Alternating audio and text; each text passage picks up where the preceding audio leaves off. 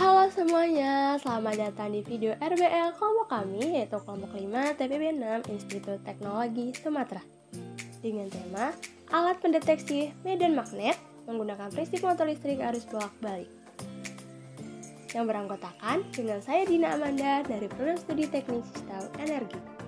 Kemudian ada Josephine Huta Galung dari Program Studi Teknik Elektro. Yang ketiga, ada Reval Henok Febrian dari Program Studi Teknik Elektro. Selanjutnya ada Reka Rahmayulistina dari Program Studi Teknik Sistem Energi. Dan yang terakhir ada Wahyu Adiwardana dari Program Studi Teknik Elektro. Gaya Lorentz ditemukan oleh Hendrik Antonius Lorentz. Beliau merupakan fisikawan terkenal dan bahkan pernah meraih penghargaan Nobel dalam fisika bersama dengan Peter Zeeman pada 1910. Lalu gaya Lorentz. Gaya Lorentz adalah gaya yang timbul akibat adanya arus listrik dalam suatu medan magnet. Adapun tiga komponen fisis yaitu medan listrik, kuat arus, dan panjang kawat.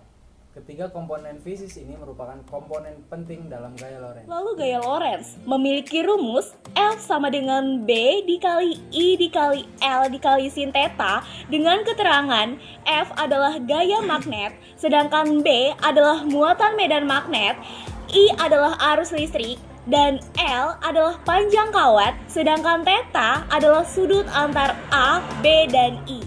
Pada persamaan gaya Lorentz, kita dapat menggunakan kaidah unik yang dapat membantu kita untuk menentukan arah dari ketiga komponen fisis yang ada dalam persamaan gaya Lorentz, yaitu ada gaya Lorentz, besar medan magnet, dan kuat arus listrik, di mana terdapat dua aturan yang berbeda dalam penggunaannya. Yang pertama adalah dengan bentuk tangan seperti ini, di mana jari jempol menunjukkan arah arus listrik, jari telunjuk menunjukkan arah medan magnet, dan jari tengah menunjukkan arah gaya Lorentz.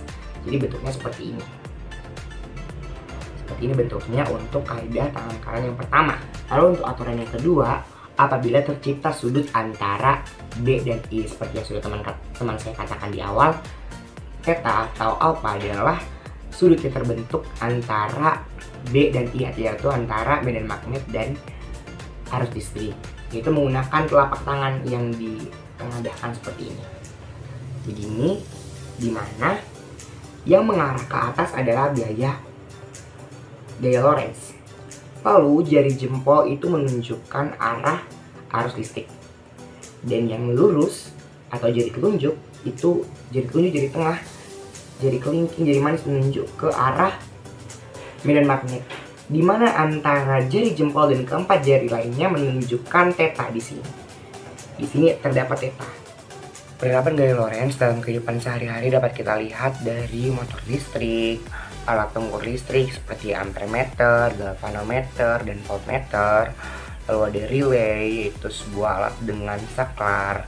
Lalu ada kereta maglev dan pengeras suara. Semua penerapan gaya Lorentz ini berfokus pada satu prinsip, yaitu prinsip motor listrik. Pada kesempatan RBL kali ini, kami akan membahas lebih lanjut terkait dengan penerapan motor listrik sederhana pada alat detektor magnet. Mari kita bersama-sama perhatikan di layar bahwa gaya Lorentz sendiri tercipta karena adanya tiga komponen fisis. Seperti yang teman saya tadi jelaskan di awal, yaitu adanya B, I, dan L. Sedangkan sin theta ini adalah sudut yang terbentuk antara B dan I itu.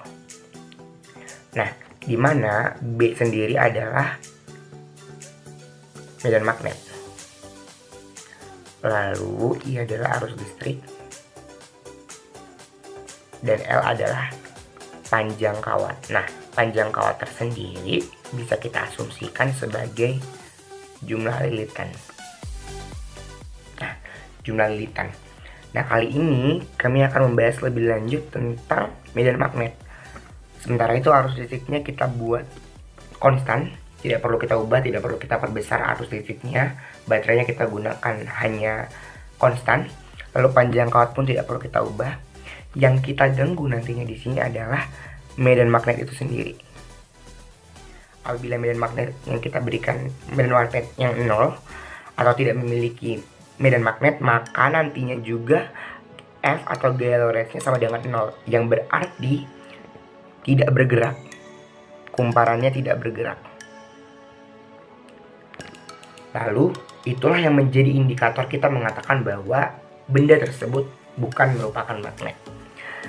Dan apabila kita memberikan B atau medan magnet yang lebih besar dari 0, maka nantinya juga akan tercipta gaya Lorentz yang lebih besar dari 0. Mau sebesar apapun pergerakannya, kecil pun tetap dikatakan dia memiliki medan magnet atau bisa dikatakan sebagai magnet, di mana nantinya di sini akan bergerak. Mengapa kita menggunakan prinsip begitu? Karena B ini berbanding lurus dengan F.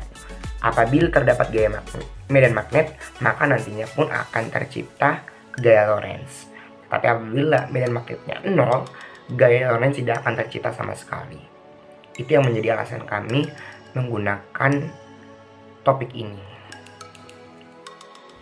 Alat dan bahan yang digunakan dalam pembuatan alat kali ini adalah magnet.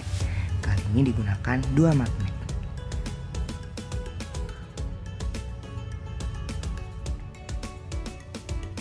Lalu ada kabel tembaga, yang tembaganya nanti akan kita ambil sebagai penyangga dari kumparan. Setelah itu ada kumparan yang kita buat dari kawat tembaga yang cukup tipis. Lalu ada batu baterai, kali ini digunakan 2 batu baterai. Lalu ada selotip berwarna hitam, gunting. Mari kita coba.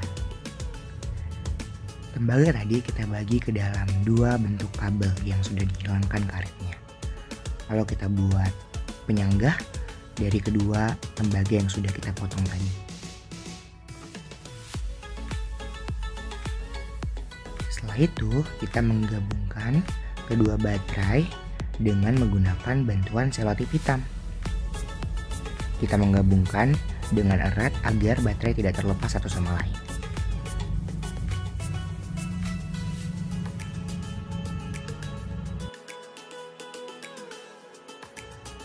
Setelah kedua baterai dapat tersambung dengan sempurna, kita akan memasang penyangga baik di kutub positif dan kutub negatif dari baterai itu sendiri. Kita memasangnya dengan erat agar tidak mudah terlepas.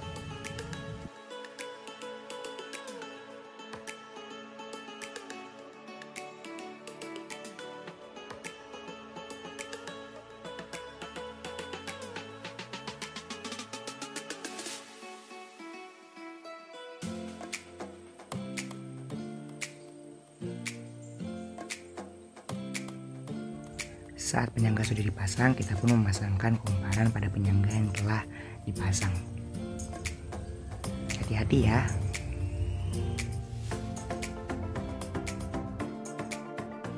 Saatnya kita menggunakan alat yang telah kita buat. Kita meletakkan rangkaian di atas magnet dan kita melihat bahwa kumparan bergerak atau bergoyang.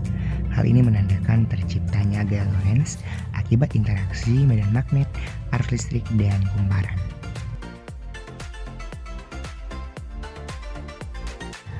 Mengapa gerakan yang tercipta sangat kecil ataupun tidak berputar? Hal ini diperkirakan terjadi karena arus listrik yang kecil yang dimiliki oleh baterai. Walaupun gerakan yang diciptakan kecil, tetapi kita dapat melihat gaya Lorentz melalui gerakan kumparan. Saat melakukan penelitian RBL kali ini, kami menemukan 4 hal pokok sebagai simpulan selama penelitian kali ini. Yang pertama adalah kelebihan. Kelebihan dari alat ini adalah alat ini mudah dibuat. Lalu bahan bakunya atau alat dan bahan dari pembuatan alat ini sangat mudah didapat dan selalu ada di lingkungan kita sehari-hari. Serta alatnya bersifat portable atau bisa dibawa kemana saja. Lalu ada kekurangan. Kekurangannya sendiri adalah alat itu harus diganti baterainya secara berkala. Saya mengatakan itu kekurangan karena mengganti baterai dari alat ini sangat sedikit sulit.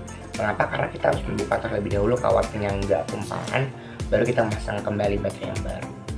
Selain itu, karena kita menggunakan baterai, listrik yang ditawarkan pun sangat terbatas, sehingga alat ini hanya mampu mendeteksi magnet dengan kekuatan yang lumayan besar. Nah, karena terdapat kumparan-kumparan dan kawat yang terlihat dari luar tidak tertutup. Jadi kami menyimpulkan bahwa alat ini tidak indah dipandang dari segi estetika. Tapi selain itu, keunikan dari alat ini adalah alat ini mampu menjadi media pembelajaran bagi mahasiswa ataupun mungkin bagi siswa dalam memahami lebih lagi tentang gaya Lorentz. Dan pengembangan selanjutnya agar pembuatan alat ini lebih baik di kemudian hari adalah yang pertama untuk memperbaiki tampilan alat. Yang seperti tadi yang sudah disampaikan kekurangan, kami berharap agar kedepannya tampilan alat lebih diperhatikan lagi dari segi estetika. Lalu memperbaiki sistem arus listrik, karena sebelumnya baterai kami mungkin berencana akan memakai listrik langsung agar kemampuan dari alat itu sendiri dapat memiliki akurasi yang lebih besar, sehingga bisa mendeteksi magnet-magnet yang mungkin kekuatan medan magnetnya lebih kecil. Sekian video RBL dari kelompok kami. Terima kasih sudah menonton, semoga bermanfaat dan sampai jumpa.